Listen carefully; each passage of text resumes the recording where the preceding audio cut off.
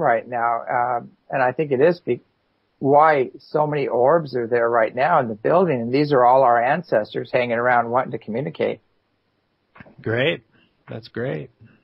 Yeah, nature spirits, everything else. So I'd love to hear more about some of your experiences with, communications or in the dream time or things of that nature. Well, that's something I've been really intensely active with lately is the dreaming experience. And we talked a little bit earlier about the intent being so important and the ongoing process of dreaming and recovering your dreams and how each dream kind of leads to the next and gives you guidance sometimes when you need to. You can get insight into anything if you have it on your mind and are open to receive the symbols. And then also you can carry that with you to your daytime and kind of keep the dream perspective alive during the days in which, just like you might read the symbols of a dream and interpret a dream, same story goes for the things that can happen to you in the physical world. You can interpret that stuff symbolically as well. And just about any way you can agree with the universe that you're going to communicate, it's going to respond to you. So if you say to yourself you're going to read the animal signs and symbols, then that will start becoming more active or present for you.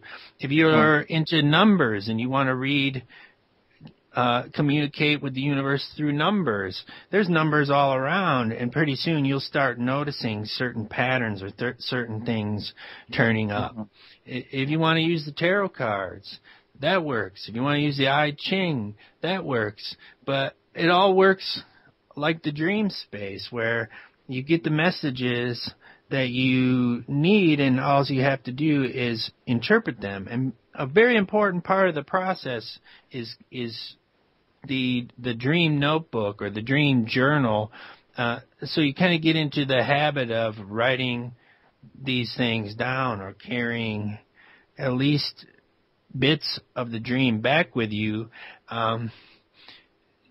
to let it sink in or to act as your bridge to the dream space. I should definitely say that recently I've been influenced by two great dreamers, Robert Moss and Taria Ward, have been really influencing me and helping me, especially Taria lately. Just get into that dream space as a regular part of your life, as an active part of your life, and just keep it going. And a very important thing is if you get this insight from your dream, and it will tell you why you might be unsettled in the present, but you'll never be able to rectify that incongruity without action, without taking the step that you need to take to free yourself. And that's one beautiful thing about this time of the year and going into the winter or going into the summer. It's a time to let bygones be bygones. That's why there's the winter celebration coming up. It's time to move on and move through and try something new. So take this space and keep it alive, keep it moving, make it a part of your life, and see the magic that's all around you. Yeah, it's a good time to hibernate and spend a little more time, indoors doing the dream time. I know one of the things that I like to do is drink a whole lot of water or drink some iced tea or something right before I go to bed. And the tea kind of keeps you on that level where you don't fall so deep you can't remember everything. And then you have to wake up and go to the bathroom. So if you have your book right there, when you wake up, you can write those dreams down and start using that as a guide. I wouldn't do it all the time because you do need your sleep, but it is a good way to, keep that process going. Because as soon as you wake up, if you don't write it down right away, you're going to usually lose it. You won't remember. Oh, it's amazing. It's amazing how fast it fades out. One of the tricky things is you almost feel in that first moment like you know it so well, but as soon as you get drawn into the senses and into the outer world, it does. It just flees away. I have all these dreams where I'm always teaching people how to fly and teaching people it's your mind that's not allowing you to fly, and they're constant, it's a reoccurring thing. It's quite interesting, which kind of falls into the other work I do anyway, but yeah, I mean, that's probably just you on the astral plane doing the same kind of things you do here, which is really cool because I think it's great to have kind of that continuity between here and there where it's not so different that you're just kind of the same person doing the same kind of thing. That shows you really have come a long way towards realizing your soul and your soul purpose, because you'll do it wherever you are. You'll do it around the rings of Saturn, or when you go visit Pleiades, or whatever else you want to do. You'll be doing what is your nature. So that's a good thing. Bravo to you, man. That's great. Yeah, it gets real interesting. I have different types of dreams that, a lot of times I'll have, I'll run off with the Syrians, the felines or the Pleiadians or things like that. But lately it's like been doing a lot of work on the lower astral levels, helping, to clean up those levels and clean up a lot of the consciousness there.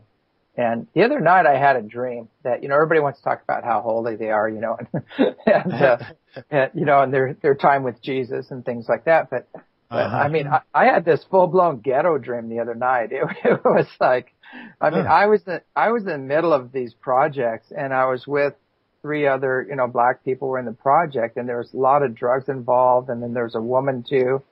And then there was a kind of a scientist guy that was trying to help them creating some other substance, which is just as bad as the heroin and everything else. And I was smack in the middle of this stuff going, why am I here? What am I doing? Trying to get people to wake up I woke up just feeling beat up and there was just a lot of, total disrespect for life, people killing people, just insane stuff. And I always wondered if that was, when that happens, usually I go, okay, was I there traveling, trying to help these people like shift or clean up these denser levels, the lowest levels, or was that like some kind of an astral being, like a low level being just messing with me, trying to, screw with my energies or take my energies down? Because when I woke up, I was drained. I mean, it was like I'd been working all night long, and that's what it felt like. I would say that it may well be the dream creating a situation for you to feel, like you say, you're cleaning up some of the tougher stuff, maybe some of the emotional stuff or some of the mind stuff, or even more complicated stuff than that. And it's kind of giving you just a sampling, because what you experience really exists, and to know that not just from knowledge in the head, but from an experiential point of view, will give you a kind of empathy or a kind of awareness, just in a general healing sense, that will give you will do a better job from knowing that place or knowing that reality. It'll give you empathy that maybe you didn't even have before. Yeah, it could be. I wonder about that. I know when some of the Tibetan lamas I studied with in the Tibetan Foundation, they had different types of dreams. And looks like we lost them, but I'll continue till we get them back. But the different types of dreams that we had were, some were teaching dreams, where your higher self or a master teacher was coming to you and they were teaching you and working with you.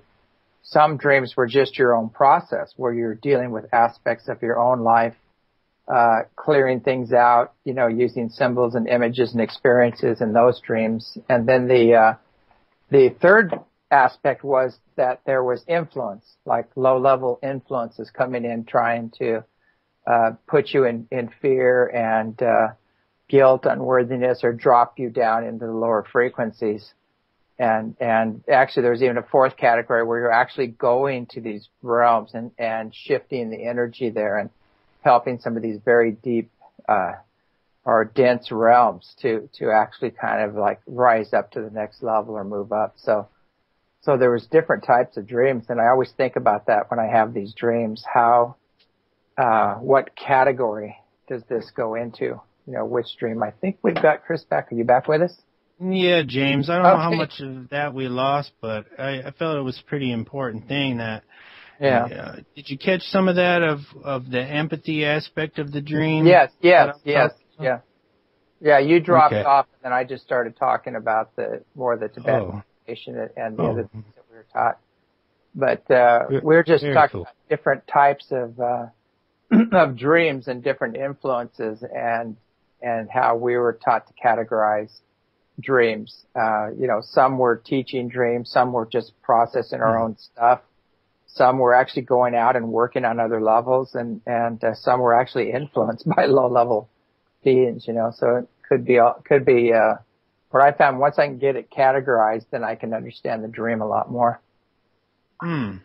Yeah, one thing that I've found helpful lately is to, and I got this from going to a Robert Moss clinic, but he suggests that you always title the dream. Mm-hmm. And if you put a title on it, that helps put it in a place that can be accessible. And so that's one thing and oftentimes it helps you summarize the core meaning of the dream when you're trying to think of a title for it. And sometimes you might put the wrong title on, and later on you'll realize, no, I know what the title of that dream is. And then it just kind of thinking about it that way helps really crystallize the dream. Exactly. And there's another theory that it's all you. And basically, in the big picture, it is all you. I mean, there's nothing that's not you, because we're all in this big unified field. But if you look at it that way, you look at each person in the dream, and they're all aspects of you working different parts of yourself out. Yeah, for sure. Yeah, each person, because they'll be there because they are reflecting some inner aspect to you. And you could even carry that a little farther. This is partly influenced by Zen and the concept of when the student is ready, the teacher will come or the master will come. And I often say that the master is the moment. Sometimes the master will come as a old man in a long beard or something, but sometimes it'll just be the situation that you're presented with, or the real people that you're presented with, and you're always being taught that lesson. Every circumstance is bringing to you exactly what you need in the moment. So, if you're really frustrated with it, hey, that might be even a sign that you got to pay even closer attention. Sometimes it'll be easy, sometimes it'll be positive. But, sometimes either way, it's a point of getting your attention and drawing you into that moment to learn the lesson that the situation is providing for you. Definitely. Personally, I'd rather blame some unseen thing or person for everything and run that program, but I've learned that doesn't really take you very far. Yeah, you have to take responsibility for your own state of mind, and then everything actually gets a lot easier after that. It's amazing what a little bit of accountability and responsibility can do in your quantum leap in evolution, and it's really that simple. Yeah, a lot of people maybe fear that or don't want that, but really that's where the freedom lies, when you own it, when you say, I'm the one who is creating my world moment to moment. And there's a story of Buddha where he talks about essentially where if you have buttons to push and somebody pushes them on you, you should thank them for provoking that in you so that you could see that and then no longer be reactive towards that. Oh yeah. I definitely. I've been known to push a few buttons now and then. I think, and I've actually backed away from that program. It is one of the most loving kind things you can do to somebody sometimes, is to move beyond your need for acceptance or approval and say what they need to hear, not what they want to hear. And that is a true friend. One will go, okay, let's wait a minute. I love you like a brother or sister, but let's back up and look at this from a different angle. And that's kind of what we need to do now is get back to taking responsibility and not getting into this blame game or anything else, and become more sovereign in our love and joy, and approve and accept ourselves rather than seeking it outside of ourselves. Yeah, that goes back to that birthright you were talking about earlier, to come in